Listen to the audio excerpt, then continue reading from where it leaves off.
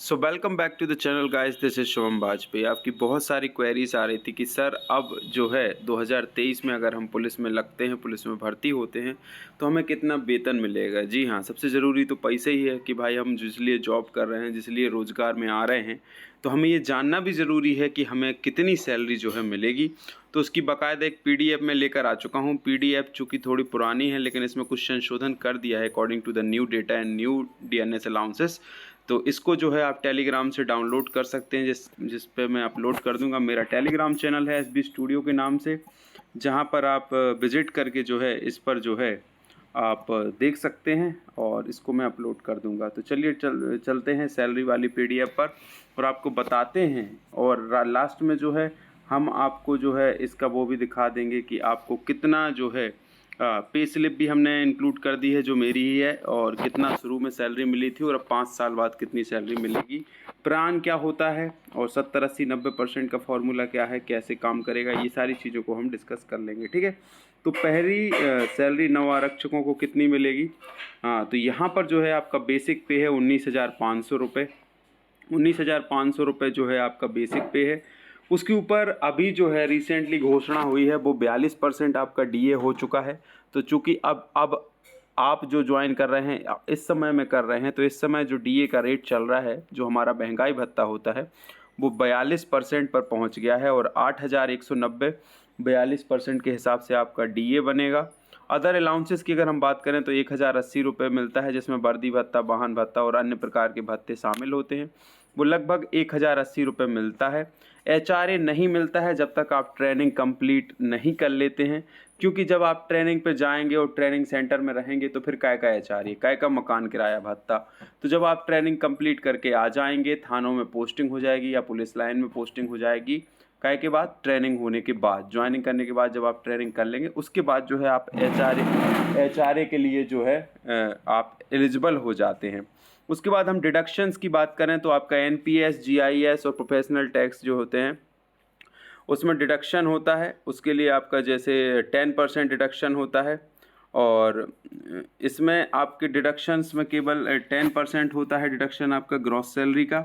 उसके साथ यहाँ पर थोड़ा सा डिडक्शन होता है, जैसे आपका 200 रुपये जो है यहाँ पर थोड़ा एडअप कर लीजिएगा। तो टोटल डिडक्शन की हम बात करें तो यहाँ पर आपका 2877 रुपये जो है एनपीएस का, जनरल इंश्योरेंस स्कीम में 200 रुपये और प्रोफेशनल टैक्स जो है 208 रुपये, ऐसा करके जो है आपका कटता है। तो टोटल कटौतियों के बाद आपकी नेट सैलरी आपको मिलेगी 25,485।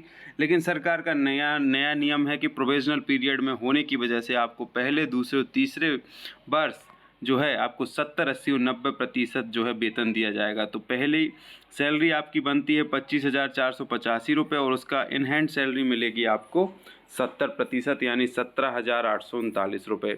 अब बहुत सारे बच्चों के मन में ये डाउट आएगा कि सर ये जो पैसा अभी कट रहा है क्या ये बाद में एरियर्स के रूप में मिलेगा।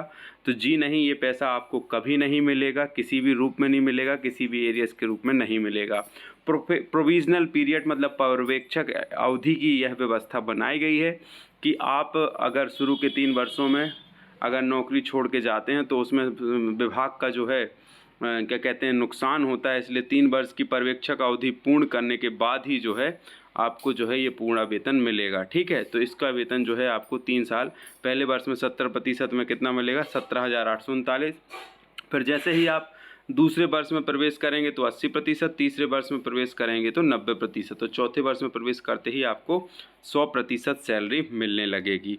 अगर बीच में उसके बीच में अगर 3 वर्षों के बीच में अगर आपका डीए बढ़ जाएगा तो बढ़े हुए डीए का नेट सैलरी निकाला जाएगा, फिर उसका 70% आपको मिल जाएगा। प्रान और एनपीएस क्या होता है, तो प्रान का फुल फॉर्म होता है परमानेंट रिटायरमेंट अकाउंट नंबर के अंतर्गत ही आपका एनपीएस अर्थात नेशनल पेंशन सिस्टम में पैसा जमा और निवेश किया जाता है। यह ज्वाइनिंग अर्थात आमद लेने के तुरंत बाद में फॉर्म भरवाकर जमा करवा लिया जाता है, जिसके खुलने में 1-2 महीने का समय लगता है।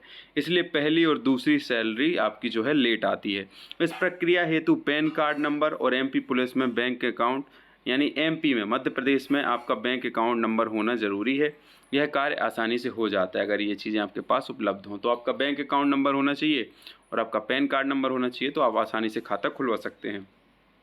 70, 80 और 90% सैलरी स्ट्रक्चर क्या है? तो इस नियम के अनुसार नियुक्ति के प्रथम वर्ष में नेट सैलरी का जो है 70%, दूसरे वर्ष में जो है नेट सैलरी का 80% और तीसरे वर्ष जो है नेट सैलरी का 90% ही वेतन मिलेगा। बाकी बचा हुआ वेतन जो है आपको एरियर्स के रूप में नहीं मिलेगा। ये नियम जो है देख लीजिएगा ध्यान से। तो यहाँ पर आप देख सकते हैं कि प्रथम वर्ष में आपकी जो नेट सैलरी बन रही है वो इतनी बन रही है, कितनी? 17,839 रुपये। अब देखते हैं कि ज्वाइनिंग के बाद कितनी सैलरी आपको मिलेगी। ठीक है, ज्वाइनिंग के कितने समय बाद सैलरी मिलेगी? तो ज्वाइनिंग के बाद प्रान अकाउंट खोलने में, आपको एनपीएस अकाउंट बनने में, जो है एम्प्लॉय कोड आने में 2 से 3 महीने का समय लग जाता है। इसलिए 2 से 3 महीने का वेतन इकट्ठा ही आपका आ जाएगा खाते में। जब मैंने 2018 में ज्वाइन किया था तो मेरी सैलरी कुछ मुझे इन हैंड सैलरी मिली थी 19,448, जिसमें मेरा बेसिक पे था 19,500, डीएनएस अलाउंस 1365 थे, क्योंकि उस समय जो है शायद 31 या 28% ही डीए था।